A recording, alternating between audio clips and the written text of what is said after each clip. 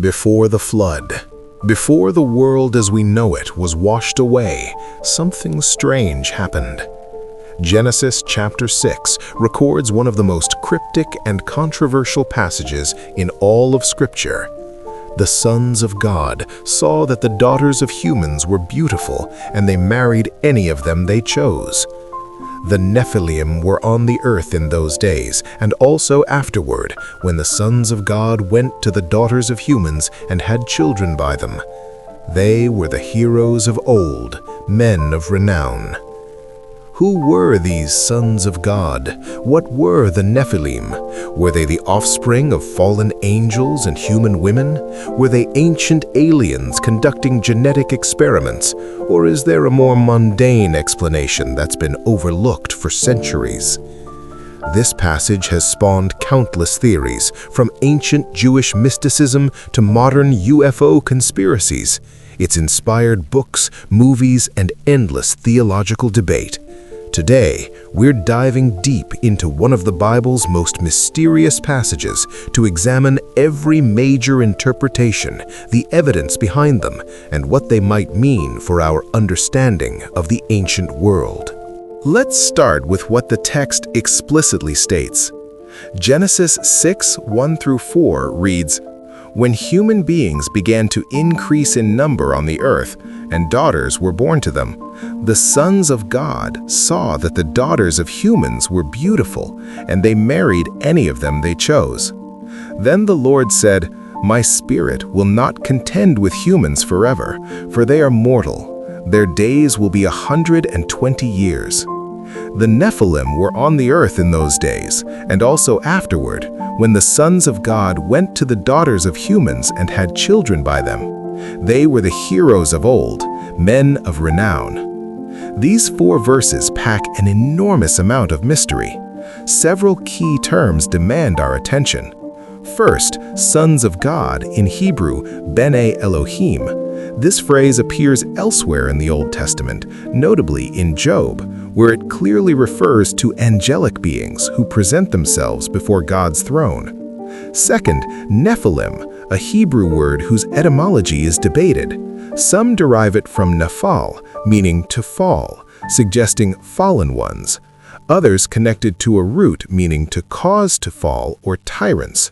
The word itself is transliterated, not translated, in most English Bibles because its precise meaning is uncertain. Third, these beings are described as Giborim, meaning mighty men or warriors, and as men of renown, literally men of the name, suggesting fame or infamy. The passage is brief but raises immediate questions. Why does this strange account appear right before the flood narrative?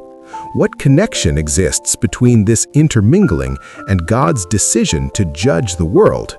And why does the text cryptically mention that Nephilim were on earth and also afterward, after the flood that supposedly destroyed everything? The passage appears again in Numbers 13:33, when Israelite spies scout Canaan. "We saw the Nephilim there. The descendants of Anak come from the Nephilim. We seemed like grasshoppers in our own eyes, and they looked the same to us." This reference suggests the Nephilim or similar beings existed after the flood, complicating any neat interpretation. The oldest interpretation, held by ancient Jews and early Christians, is also the most controversial: that the sons of God were angels. Not metaphorical angels, not human rulers, but literal heavenly beings who rebelled against God. This view is supported by the book of Job, where the phrase "sons of God" clearly refers to divine beings presenting themselves before the Lord. It's also reinforced by ancient Jewish texts like 1 Enoch, which expands Genesis 6 into a full narrative of angelic rebellion. According to these writings, a group of angels, called the Watchers, descended to earth. They lusted after human women. They took wives. They produced hybrid offspring. These offspring were the Nephilim. But the sin of the Watchers wasn't limited to reproduction. They taught humanity things that were never meant to be known. Weapons of war, metalworking, sorcery, astrology, enchantments, cosmetic arts, knowledge that fueled violence, corruption, and pride. The earth became filled with bloodshed, and the Nephilim, half divine, half human, grew into monstrous tyrants who devoured everything in their path. According to ancient texts, they even consumed humans. This wasn't just moral corruption, it was genetic corruption. Genesis tells us, "The Lord saw how great the wickedness of the human race had become, and the Lord regretted that he had made human beings on the earth." But many ancient interpreters believed the flood wasn't just about sin. It was about containment. Humanity's bloodline had been compromised. The Nephilim threatened the future of mankind and the coming Messiah.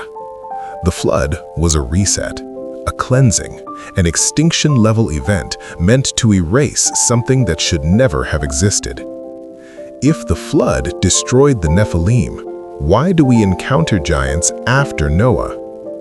In Numbers 13, Israelite spies enter Canaan and return terrified.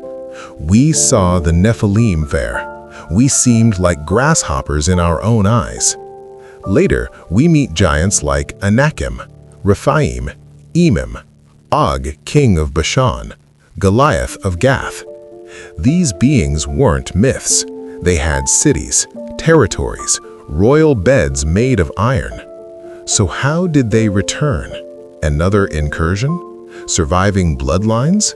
Or something else entirely? Many modern scholars reject the fallen angel explanation.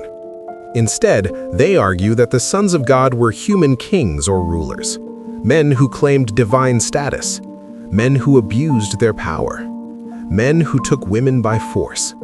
In this view, the Nephilim were not supernatural hybrids, but violent warrior elites, remembered as giants because of their dominance. This interpretation avoids supernatural complications, but it raises problems. Why use a divine term like sons of God? Why emphasize their offspring? Why connect them to the flood? And why do ancient cultures worldwide preserve memories of giants? Then there is the modern theory, popularized in the last century, that the sons of God were extraterrestrial beings, advanced non-human entities who visited Earth in ancient times. Supporters point to Sumerian texts describing gods descending from the sky, Egyptian beings who ruled before the dynasties, Mesoamerican sky gods, and global flood myths. They argue that ancient people described technology using spiritual language. Angels were misunderstood visitors. The Nephilim were engineered hybrids. But here's the question no one likes to ask. If aliens wanted genetic hybrids, why do ancient texts describe them as evil, corrupt, and judged by God? The Bible never uses the word alien, but it does describe beings not from Earth. It describes entities who descend, who rebel, who interfere with humanity. Whether one interprets them as angels or extraterrestrials may say more about modern language than ancient intent. To the ancient world, these were heavenly beings, and their actions crossed a divine boundary. This isn't just ancient history. The Nephilim story raises questions that still haunt us. Can humanity be corrupted at a genetic level? Are there intelligences beyond our world? Did something interfere with human development? And could it happen again? Jesus himself said, "As it was in the days of Noah, so it will be at the coming of the Son of Man." What exactly were the days of Noah? Violence, corruption, forbidden knowledge, boundary-breaking unions. A world unrecognizable to God. Were the Nephilim fallen angels' offspring? Ancient tyrants mythologized by time? Or evidence of contact humanity was never meant to survive? Genesis doesn't give us every answer, but it gives us a warning. There are lines that should never be crossed, knowledge that comes at a cost, and forces that do not have humanity's best interests at heart. And once, they walked the earth. The Nephilim are gone, but the question remains, what really happened before the flood? And are we closer to repeating it than we think? Civilizations rose. Civilizations fell. The flood erased the evidence, but not the warning.